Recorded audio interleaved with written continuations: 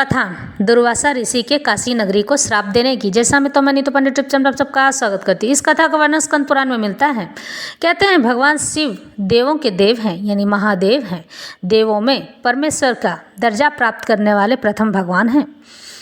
भगवान शिव जो कोई नहीं दे सकता है वो हमें तुरंत दे सकते हैं। भगवान शिव को नित्य प्रति प्रातः एक लोटा जल चढ़ाने पर और उस जल को अपने ही चढ़ाए हुए जल को अपने घर वालों को अर्पण देने पर उनके स्वास्थ्य में वृद्धि होती है और उनकी मनोकामना पूर्ण होती है। लेकिन अगर किसी और ने जल चढ़ाया है तो उसमें उसकी मनोकामना होगी। इसलिए दूसरे के चढ़ाए हुए जल नहीं, अपने चढ़ाए हुए जल को आप जरूर पी सकते हैं, उसे इस्तेमाल कर सकते हैं। लेकिन उसके अलावा किसी भी और भोग और प्रसाद को आपको छूने की इजाज़त नहीं है। कारण यह है कि वो सभी चीज़ें भैरव को अर्पित हो जाती हैं और भैरव को प्रदान की गई चीज़ें कभी भी मनुष्य ग्रहण नहीं कर सकता है। इससे भैरव क्रोधित हो जाते हैं। इसलिए आप जल तो पी सकते हैं किंतु कोई भी फल या कोई भी उन्हें भोग लगाया हुआ चीज़ आप ग्रहण नहीं कर सकते हैं। इसी तरह से भगवान शिव के भक्त जो होते हैं वो भगवान शिव जैसे ही क्रोधी होते हैं और उसमें से जो भगवान शिव का अंश हो तो फिर बात ही क्या है। यानी कि मैं बात कर रही हूँ दुर्वासा ऋषि की।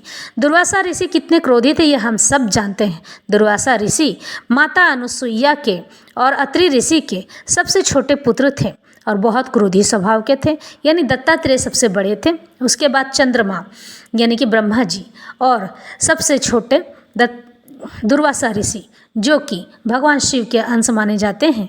दुर्वासा ऋषि में इतना क्रोध था कि बात बात में ही जाकर तुरंत ही श्राप दे दिया करते थे और उनके इस स्वभाव से पूरा जगत, पूरा ब्रह्मांड व्याप्त था। यानी कि सभी जानते थे इस बात को और सभी उनसे डरते भी थे कि जब भी कभी दुर्वासा ऋषि की बात आती थी तो लोग डर के मारे किनारे हो जाते थे, क्योंकि वो कब किसको श्राप दे दें बात पूछते बाद में थे।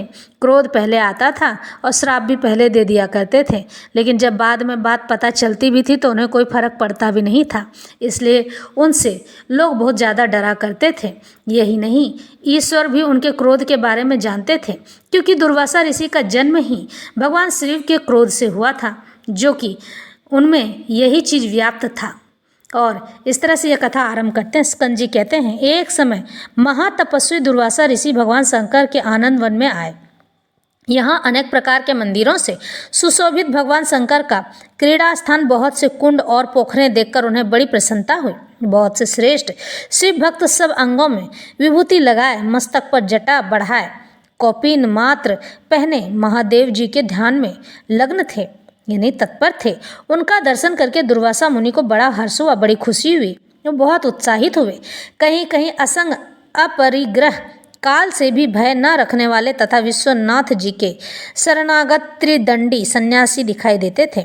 उन सबके दर्शन से दुर्वासा जी बड़े आनंदित हुए और मन ही मन कहने लगे, यह परम कल्याण का स्थान है। ऐसा स्थान स्वर्गलोक में भी कहाँ प्राप्त है।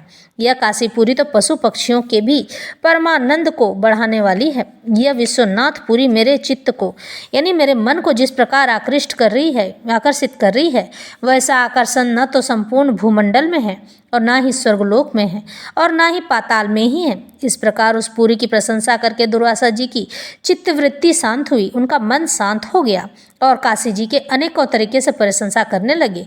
और फिर वे वहाँ दीर्घ काल तक, लंबे समय तक भारी तपस्या में लगे रहे। लेकिन जब कोई फल नहीं दिखाई दिया तब उनके क्रोध की सीमा ही नहीं रही।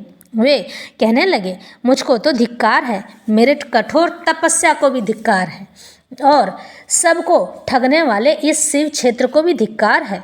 अब मैं ऐसा करूं जिससे यहाँ किसी की मुक्ति ना हो पाए। ऐसा विचार कर जब वे काशी जी को श्राप देने के लिए उद्यत हुए, यानी तैयार हो गए। दुर्वासा ऋषि बहुत दिनों से तपस्या कर रहे थे। जब उन्हें उनकी तपस्या का फल नहीं मिला तो अपने क्रोध के कारण काशी नगरी को ही श्राप देने के लिए तत्पर हो गए, तैयार हो गए। तब भगवान शिव जोर जोर से हंसने लगे और तत्काल ही वहाँ एक शिवलिंग प्रकट हो गया जो प्रहतिसितेश्वर नाम से विख्यात हुआ। उससे साक्षात भगवान शंकर दुर्वासा जी के शाप से पुरी की रक्षा करने के लिए प्रकट हुए। काशीपुरी की रक्षा करने के लिए भगवान शिव तुरंत ही प्रकट हो गए और वो जानते थे कि दुर्वासा का श्राप फलित होना तो तय है। इसलिए काशी नगरी को बचाने के लिए वो वहाँ स्वयं ही आ गए और इस प्रकार बोले, हे महाक्रोधी तापस, हे मुनि, मैं प्रसन्न हूँ, वर मांगो।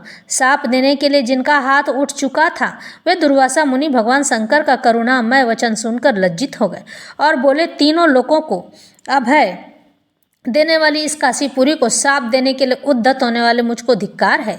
जो बुद्धिमान काशीपुरी की स्तुति करता है, जो काशी को हृदय में धारण करता है, उसने बड़ी भारी तपस्या की है और उसी ने करोड़ों यज्ञों का अनुष्ठान किया है। काशी यह 2 अक्षरों का नाम जिसकी जिह्वा के जीव के आगे भाग पर स्थित है। उस उत्तम बुद्धि वाले पुरुष को भी कभी गर्भ में भी नहीं आना पड़ता है। जो काशी इन 2 अक्षर के मंत्र का प्रतिदिन प्रातः काल जप करता है, वह इस लोक और परलोक दोनों को जीत कर लोकातीत पद को प्राप्त होता है।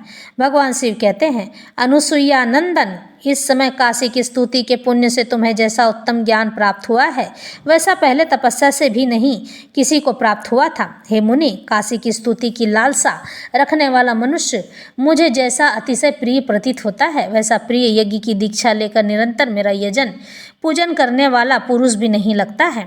यह सुनकर दुर्वासा जी ने भगवान शिव का स्तवन किया और प्रसन्न होकर वर मांगते हुए कहा, हे देव जगन्नाथ, करुणाकर, शंकर, मृत्युंजय, उग्र भूतनाथ, पार्वती पते, त्रिलोचन नाथ, धुर्जटे, यह प्रकट हुआ यह लिंग कामद नाम से प्रसिद्ध होवे और यह तड़ाग काम कुंड कहलाए। देव ने कहा, यानी भगवान शिव ने कहते हैं, हे तेजस्वी मुने एवं अस्तु, तुमने जो दुर्वासेश्वर लिंग की स्थापना की है वही मनुष्यों की कामना पूर्ण करने के कारण कामेश्वर नाम से विख्यात हो जाएगा। जो शनिवार युक्त त्रयोदशी को प्रातः काल तुम्हारे स्थान पर स्थित कामकुंड में स्नान और तुम्हारे द्वारा स्थापित कामेश्वर लिंग का दर्शन इस काशीपुरी में आकर, काशी नगरी में आकर करेगा, वह काम जनित दोष से यमराज की यातना को नहीं प्राप्त होगा। यमराज उसे कभी नहीं सताएगा। यमराज की यातना की कभी उसे पीड़ा नहीं सहनी पड़ेगी। अनेक जन्मों के उपार्जित नाना प्रकार के पाप काम तीर्थ के जल में स्नान करने से क्षण भर में नष्ट हो जाएंगे, तुरंत ही नष्ट हो जाएंगे।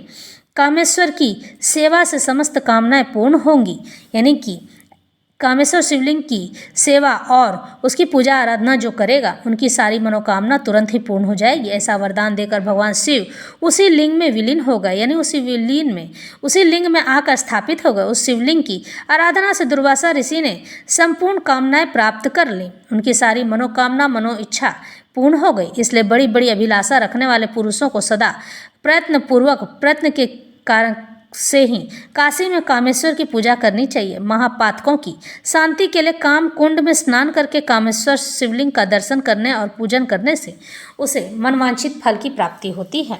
इस तरह से दुर्वासा ऋषि के क्रोध को रोकने के लिए भगवान शंकर स्वयं ही प्रकट हो गए ताकि काशी नगरी को श्राप ना दे सके। काशी नगरी सभी तीर्थों में सबसे बड़ा तीर्थ है और इस प्रकार से यह कथा यहीं संपन्न होती है। मोर पूजा